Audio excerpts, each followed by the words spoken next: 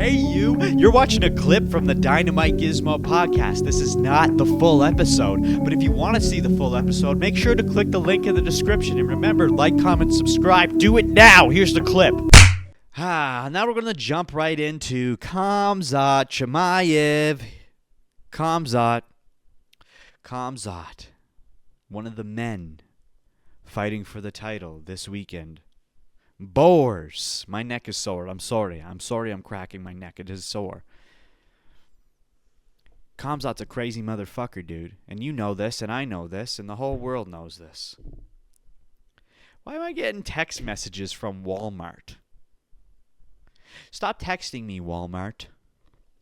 Khamzat isn't just undefeated in the UFC. He's undefeated, period. He's had 14 pro fights plus one amateur bout, and he's won every single one of them. Out of those 15 total wins, 9 came in round 1, 4 came in round 2, and 3 went the full distance.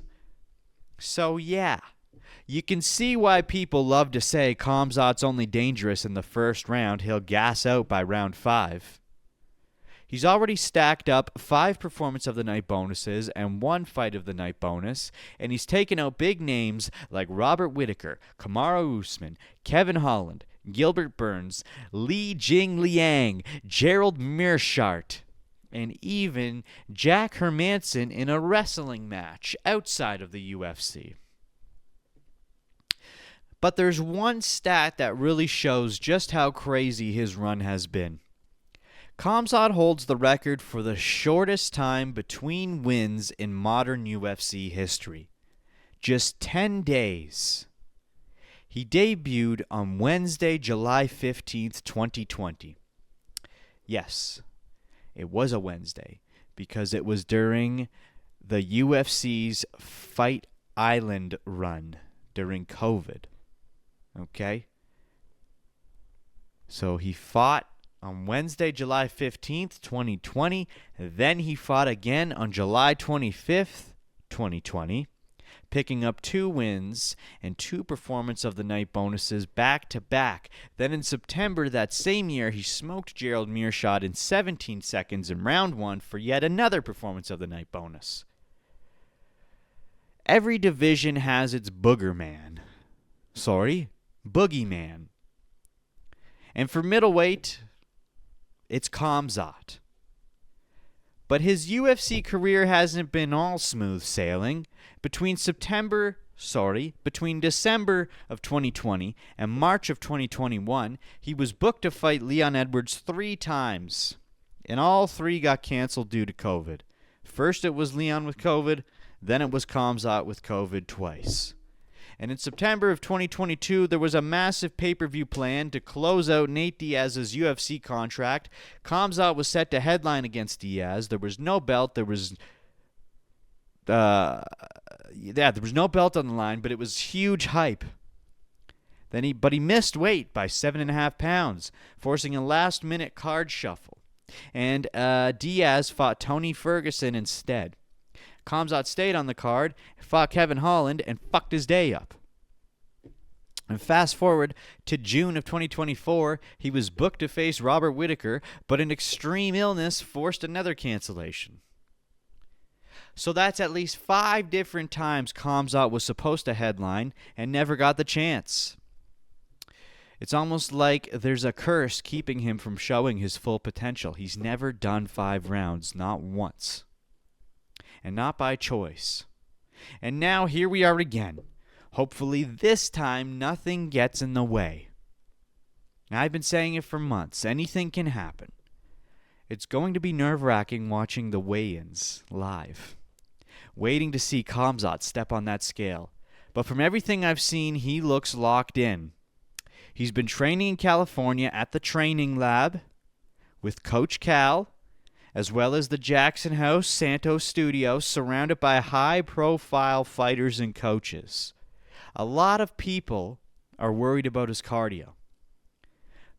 But I'm going to be completely honest with you motherfuckers right now. And it might be crazy to say this, but I'm not even a little bit concerned about his cardio. And I don't say that lightly. Okay? The only 2 times he's gone to decision were against Kamaru Usman and Gilbert Burns. And he won both times. Yeah, he looked tired. But so does almost anyone after fighting guys like that. Just because most of his fights end early doesn't mean he is not capable of going 5 rounds. Everyone will keep saying if Khamzat doesn't finish in round 1, DDP will win. Blah, blah, blah. We've heard it over and over again. Literally every single fucking person is saying that exact same sentence. But why? Are we basing that on a last-minute fight against Kamaru Usman that he still won?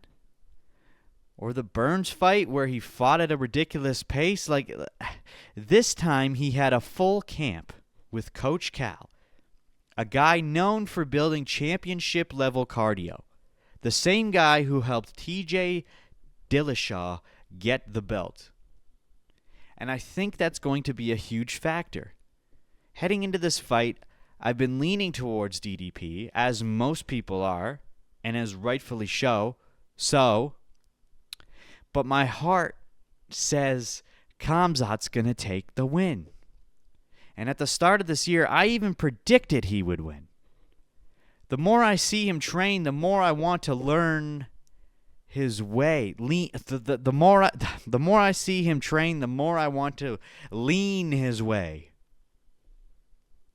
Maybe it's because we've seen so much of Khamzat's camp and absolutely nothing for DDP yet, and probably won't. No training footage, no hints at what he's working on.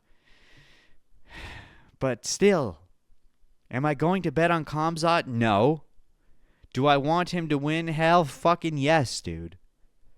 I want him to prove me wrong, and I want him to prove the world wrong. I want this upset. All I do is watch UFC content, podcasts, training footage, journalists' breakdowns, and the vast majority of people in the sport will agree DDP should and will win this. Why? Well, let's get into DDP next. But before we do, I have a question for you motherfuckers. If Khamzat can't get the finish in round 1, do you still see him beating Dricus Du Plessis over 5 rounds? Let me know in the comments below. You ugly pieces of shit. Tap here to watch the full episode of the Dynamite Gizmo podcast.